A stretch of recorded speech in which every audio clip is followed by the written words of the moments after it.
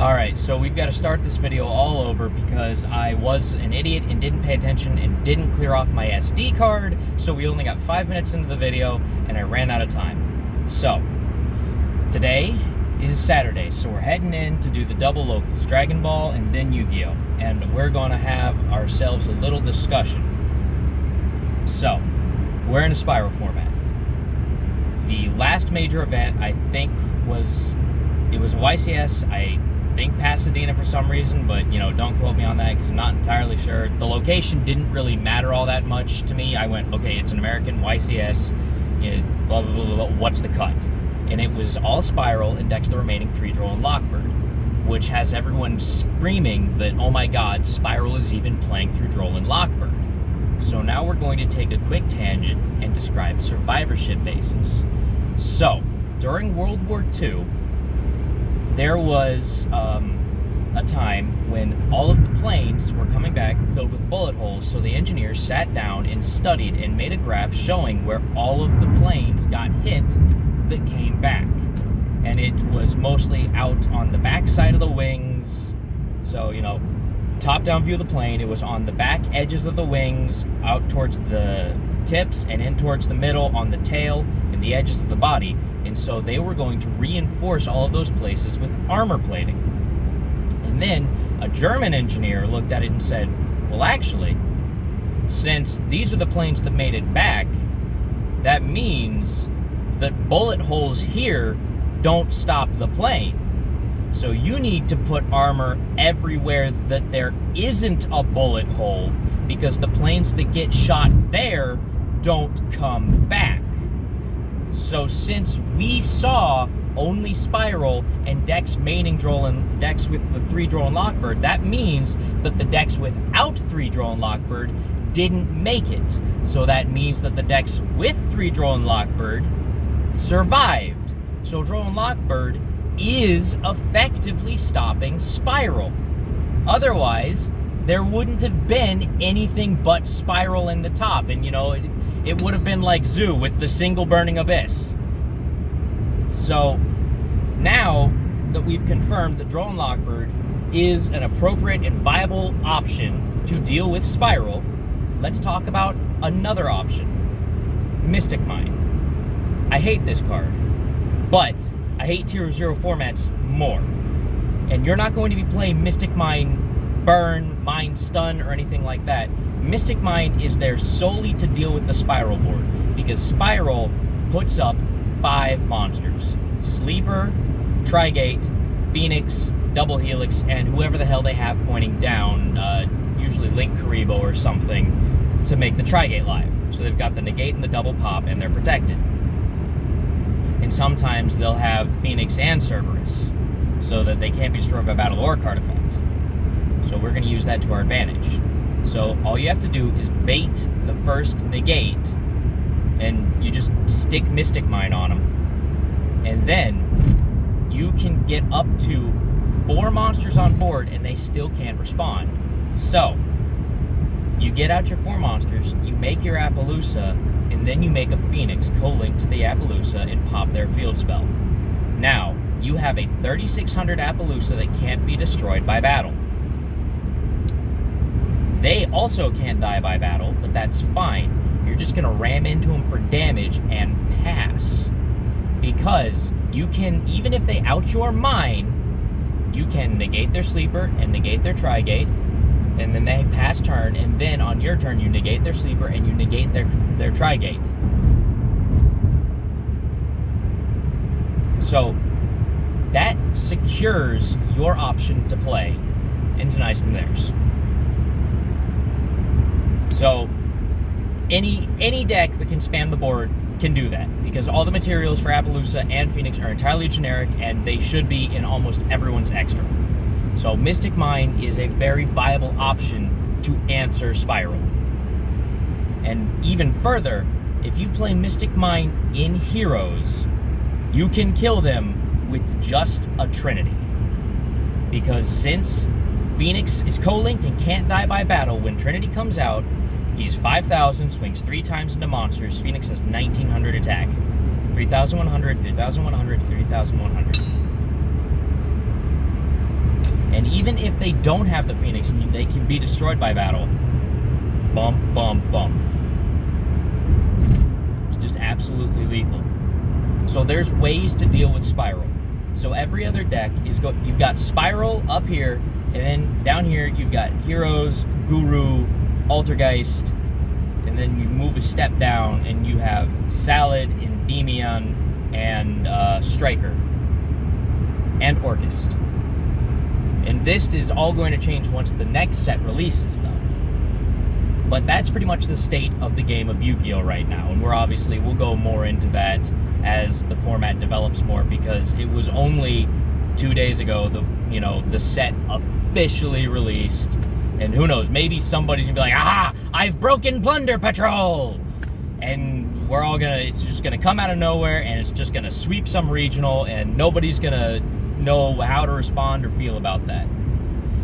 So that's all we have to say for Yu-Gi-Oh! Right now. Moving on, we're going to talk about Dragon Ball now, since today's the dual event at Heroes. Dragon Ball Set 9 is already sold out at Heroes and Games. And Doug did not slack on his orders, alright? Everyone went in, they pre-ordered. I pre-ordered my 2 starter decks for sale, because anybody that knows me knows that I only play androids. The only time I've only made 2 decks that weren't android centric, and that was Bardock, Mass Sand, the Mill 3 swing, crit, blah blah blah, big. I just call him a pit bull. He's just a rabid pit bull. He just comes in and I either kill you by turn 3 or I guess I'll die. When you hit your opponent for 6 life, but you can't kill them, call an ambulance, but not for me! Hit my Yeti with the zipper on my coat. So, and the other was Future Trunks trying to get out the Trunks Constant Hope, whatever, the 2500 gains triple strike when Goku and Vegeta are either both in play or in the drop area, and when he swings, you combo with a card out of your drop, or when he's attacked, you combo with a card out of the drop. So, you'd always swing, add your super combo out of the drop, combo with him, draw an extra card, and then when you're using the Trunks leader, because you comboed with a 2-cost card, you draw another card. So it's every turn he's 3500, draw 2 when he swings. It's pretty good. And that deck just died when they took away the Trunks untapper, because you need to have 4 energy to play the Vegeta. So you'd have to tap 3, play the good Trunks, and then you'd swing with him, use his activate main, put him on the bottom of the deck, play the rest of the Spirit Super Saiyan Blue Vegeta, play him again, swing with Vegeta, untap an energy by comboing or activating a Senzu Bean, pay 2, and drop the triple strike Trunks. And that was the goal of the deck. But they took away all of the untapping Trunks and objection for ramping, so that deck's just dead. So I only play androids. So Cell, gonna be a problem. Boo, gonna be a problem. Because the green-yellow Cell chain for 2 energy comes out, and he swings. And then he evolves and restands. And he swings, and then he evolves, and so they swing, combo with a 17 to put it into the drop. So that's 10k. So, you either drop a card or you take that.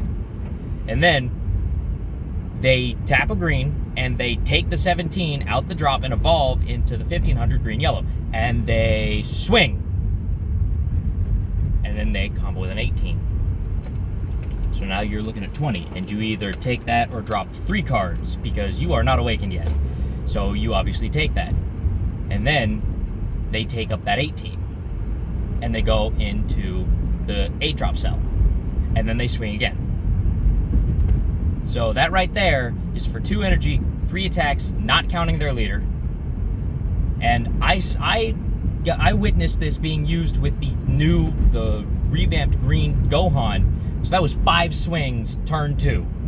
I just played my multicolor energy, swung on him, drew a card, passed, and he comes out and goes, all right, have fun, you got 2 energy. And I'm just, guess I'll die. So that's going to be a problem. Green-yellow Cell leader that plays everything and rest is going to be a problem. Black Majin Buu with Unstoppable Ghost Warrior Turles getting to swing 6 times. So 1, 2, lead 3, dump whole hand, then you get that out, then you play 2-drop energy, he swings, and then he goes into the dual attacker, swings twice more, and then that goes into a double strike. So that's 8 swings, turn 2 for 2 energy.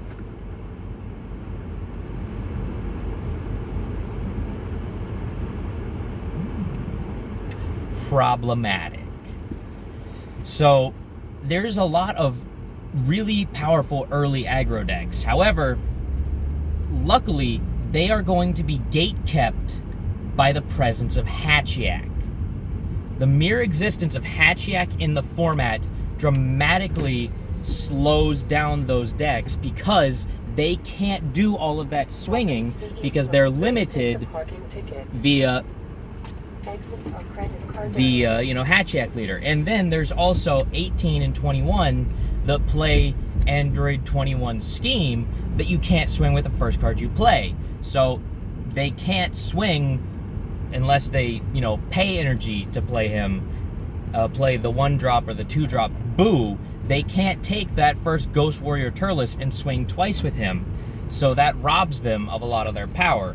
So those 2 decks that stun attacking are going to keep the purely aggro decks from overwhelming the entire format, and they're incredibly, incredibly healthy for the game, as annoying as they are, because they prevent just straight aggro beatdown from overtaking every other deck in the meta. So honestly, I feel like both games, while they might not be in optimal places currently, are very healthy currently. However, the release of Set 9 in Dragon Ball with Invoker and the Cell Chain are very worrying, because Successor can be very powerful if it works correctly, and Invoker, if you don't kill them early enough and they just get to go off, then... Say hi, Sean. Say hello. Okay, so anyway, if you don't kill Invoker before they drop that Barrier Deflect Vegeta that just lets them pay 1 red-blue energy to activate all their cards, they can be like, oh, are you swinging on me? Cool, Emperor's Death Ball. Choose that battle card. It loses 30,000 power. I tap 1 energy. It just kills anything. Or they have Royal Condemnation, which is a 4-drop extra that kills anything that's 8 cost or less for 1 energy. So the format seems very overpowered when you're only playing one type of deck, because you only run into these other ones that everyone's playing. So until we actually see it in practice at events and at locals, you won't know what the spread is, so you won't know how much a certain deck is actually a problem. But overall, both games are looking pretty healthy, so I think we're in a good spot right now. Anyway, I'm at locals now, so I'm gonna go get this posted. Peace.